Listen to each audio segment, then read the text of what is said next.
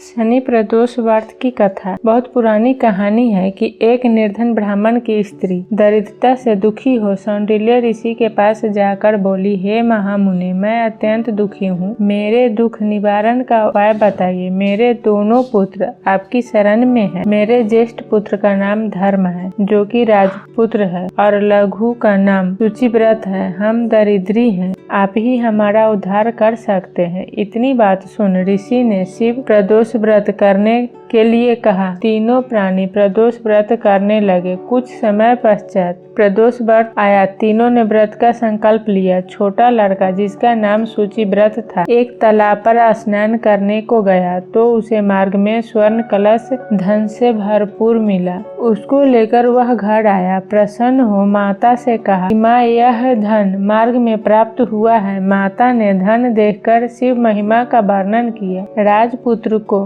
अपने पास बुलाकर बोली, देखो पुत्र, यह धन हमें शिवजी की कृपा से प्राप्त हुआ है, अतः प्रसाद के रूप में दोनों पुत्र आधा आधा बांट लो। माता का वचन सुन राजपुत्र ने शिव पार्वती का ध्यान किया और बोला, पूज्य, यह धन आपके पुत्र का ही है, मैं इसका अधिकारी नहीं हूँ। मुझे शंकर भगवान और पार्वती माता जब देंगे तब लूंगा। इतना कहकर राजपुत्र शंकर जी की पूजा में लग गया। एक दिन दोनों भाइयों का प्रदेश भ्रमण का विचार हुआ। वहाँ अनेक गंधर्व कन्याओं को क्रीड़ा करते हुए देख शुचिव्रत ने कहा, भैया, अब हमें इससे आगे नहीं जाना है। इतना कर शुचिव्रत उसी स्थान पर बैठ गया, परंतु राजपुत्र अकेले ही स्त्रियों के बीच जा पहुंचा। वहाँ एक अति सुंदरी स्त्री राजकुमार को देख मोहित हो गई और राजपुत्र के पास पहुंचकर अपनी सखियों से कहने लगी कि हे सखियों, इस वन के समीप ही जो दूसरा वन है, तुम वहाँ जाकर देखो। भांति भांति के पुष्प खिले हैं,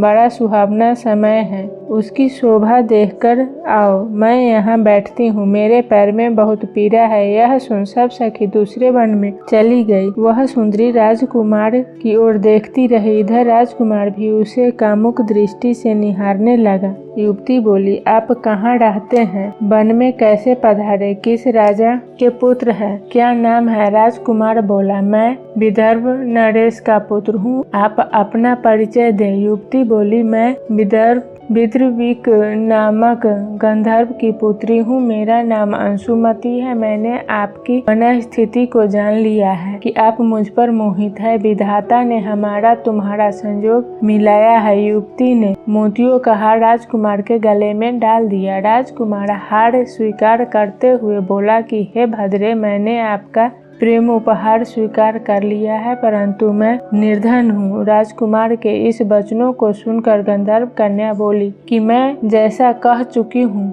वैसा ही करूँगी, अब आप अपने घर जाएं। इतना कहकर गंधर्व कन्या सखियों से जा मिली। घर जाकर राजकुमार ने शुचिव्रत को सारा वृतांत सुनाया। जब तीसरा दिन आया, वह राजपुत्र शुचिव्रत को लेकर उसी वन में जा पहुंचा। वही गंधर्व राज अपनी कन्या को लेकर आ पहुंचा। इन दोनों राजकुमारों को देख आसन दे कहा कि मैं कैलाश पर गया था। वहां शंकर जी ने मुझसे कहा कि धर्मगुप्त नाम का राजपुत्र है, जो इस समय राज्य विहीन और निर्धन है, मेरा परम भक्त है। हे गंधर्व राज, तुम उसकी सहायता करो। मैं महादेव जी की आज्ञा से इस कन्या को आपके पास लाया हूँ, आप इसका निर्वाह करें। मैं आपकी सहायता कर राजगद्दी पर बिठा दूंगा। इस प्रकार कहकर गंधर्व राज ने कन्या का विधिवत विवाह कर दिया। विशेष धन और सुंदर गंधर्व कन्या को पाकर राजपुत्र अति प्रसन्न हुआ। भगवत कृपा से अपने शत्रुओं का दमन करके राज्य का सुख भोगने लगा।